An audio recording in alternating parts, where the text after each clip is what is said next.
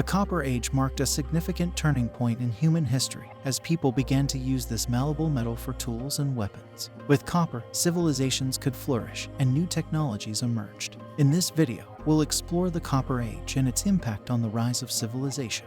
But before we dive in, don't forget to like and subscribe to this channel.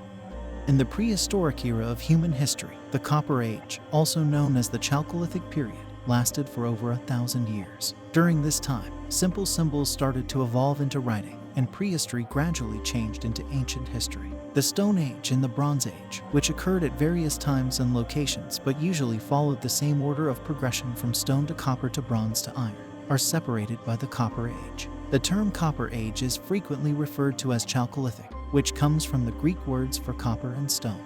This emphasizes the fact that stone tools were frequently used alongside copper ones throughout the time period. The distinction between the Copper and Bronze Ages is also somewhat hazy because copper and bronze were both frequently used alongside each other and because the adoption of bronze occurred at various times and in various places. The earliest great empires of humanity, including those of Sumer, Akkad, Egypt, and Babylon, rose during the era of bronze. These civilizations' foundational elements were put in place during the Stone and Copper Ages. The older Stone Ages saw the development of significant inventions, including the domestication of crops and farm animals, as well as the bow and arrow and pottery. These developments along the technological tree made it possible for hamlets to develop into villages, which then expanded into towns. In contrast to these vast settlements, which had periods of growth and subsequently fall, the largest Neolithic settlements, such as Château-Haïc and Jericho, had populations of a few thousand people. The majority of the other larger towns that have been found from this time period appeared to have had, at most, a few hundred residents. Particularly in northern Mesopotamia, these smaller communities were significantly more prevalent and typical throughout the Fertile Crescent. The Halaf and Hassuna civilizations practiced dry farming and may have been the first to smelt metal, as copper and lead artifacts have been found at their sites. Copper mining has also been discovered in Serbia and Israel from the same era, and old copper artifacts have been found in the pre-Harappan period in the Indus Valley, indicating that copper smelting was independently discovered in multiple locations. It is significant to note that it is extremely challenging and frequently the subject of debate to precisely date any artifacts from this far in the past. Nevertheless, over the course of many centuries, copper smelting technologies gradually advanced and spread throughout the greater Near East. Thus, why is copper the first metal age virtually everywhere? Because they are all highly attractive. Copper, lead, and gold are frequently the first metals that mankind begin to melt. The lovely tints of green that copper oxides take on make it stand out from other, less useful rocks. Another reason is that copper has a lower melting point than iron. And a third is that copper is one of the more common metals on Earth. Although it's not everywhere, it can be found quite a few areas. Why then was copper a superior material for tools than stone? One of the main advantages of copper over stone tools is that it can be recycled. Fuller jewelry could be melted down and turned into weapons of war, and in times of peace, these could be turned into farming structures or mining tools. This ability to recycle copper has made it difficult to pinpoint exactly when the Copper Age began and when and where copper tools first became widely used. Throughout the early stages of metallurgy, copper items were uncommon and valuable. As copper smelting technique advanced and the population of the Near East grew, copper would have been given as an inheritance to sons and taken away as war booty. The fact that there are so few Copper Age finds is likely due to the fact that many of the earliest copper objects were recycled numerous times over the generations. Additionally, the geopolitical climate in that region of the world over the past few decades has made archaeological research there quite challenging. Another benefit of copper over the many different decorative rocks that were previously utilized is that it has a good balance between its toughness and ability to keep an edge. Sharper than copper, stones like obsidian and flint were utilized to make arrowheads and tiny blades since they were both exceedingly brittle and prone to breaking. Although many of the stones used to make axes were harder, they were still fragile when compared to copper and couldn't keep an edge as well. In contrast to copper, which is more malleable and is far more likely to bend than to break with a little hammering, a bent copper tool could be melted down and recast into something. Producing a stone blade or a polished axe was a very labor-intensive process that required a great deal of patience and skill, and many hours of chipping or grinding that could potentially end in disaster during manufacture or use. Less people were specializing in the production and trade of stone jewels as copper tools spread throughout the Near East, which led to a decline in both the amount and quality of stone tools at cooperage sites since copper tools were more effective.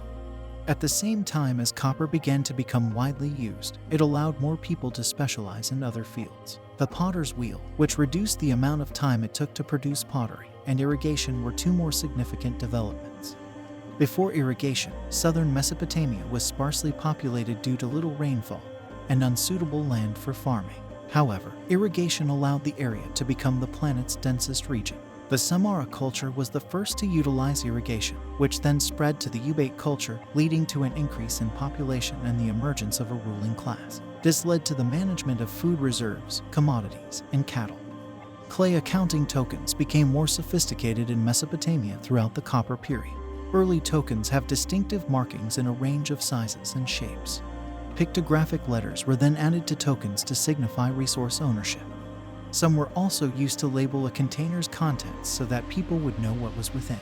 Subsequently, additional symbols were introduced to indicate names and occupations, and writing continued to advance during the Uruk period that followed. Records of transactions, agreements, and other types started to be preserved on tablets. The metropolis of Uruk, after which the era is named, had a staggeringly large population at the time, up to 80,000, according to some estimates. The later Sumerians thought that Eridu was the first city in the world and the first city to have a king. Eridu was another significant city of the time and developed from a small Ubaid settlement into a large city. For more than 2,000 years, Eridu was a significant religious hub where Mesopotamian monarchs honored the city's protector deity Enki through trade and perhaps even through hostilities. The influence of Eridu extended beyond Mesopotamia. Even in distant Egypt during the pre-Pharaonic era, Mesopotamia's insatiable appetite for more copper encouraged longer-distance trade channels than ever before. Mesopotamia produced or had an impact on the ceramics and artifacts discovered there. The kingdoms of Upper and Lower Egypt engaged in numerous forgotten conflicts during the Copper Age, but their legacy endured for countless generations. Pre-dynastic Egyptians had to smelt copper by the middle of the 4th millennium BC, but there were no domestic sources, and the closest were mines in the Sinai Desert. This copper was used to make the pharaoh's crown after the unification of Upper and Lower Egypt. However, controlling the mines became difficult because copper ore from the Sinai Peninsula contained trace amounts of arsenic. The addition of arsenic was later discovered to make copper stronger, leading to the norm of arsenical bronze, although it had the undesirable side effect of being highly toxic, leading to a search for a less toxic replacement. Tin was found to be a much rarer metal made of bronze after generations of experimentation. Like copper before it, bronze greatly increased human productivity in Mesopotamia and was stronger, harder, and better at holding an edge than any metal. The early Sumerian dynasty period gradually replaced the Uruk period. Because they are contemporary scholarly constructs and because people use different definitions of when time periods begin and end, it is important to keep in mind that the distinctions between Ubaid, Uruk, and Sumerian often overlap. These languages' utility comes from their capacity to compartmentalize and make sense of this extremely complex period of time. A chronological timeline of historical events can be more easily put together thanks to the larger city, more powerful monarchs, and sophisticated writing system of the Sumerian period. When bronze technology spread over Eurasia, the Copper Age developed into a period of myth and legend when rulers walked alongside the gods and epic events gave rise to civilization. For several more years, ancient Egypt continued to be a copper-based civilization. There you have it. Thank you for staying through to the end. Leave your comments in the comments section below. We'd love to hear from you. Don't forget to like and subscribe if you haven't.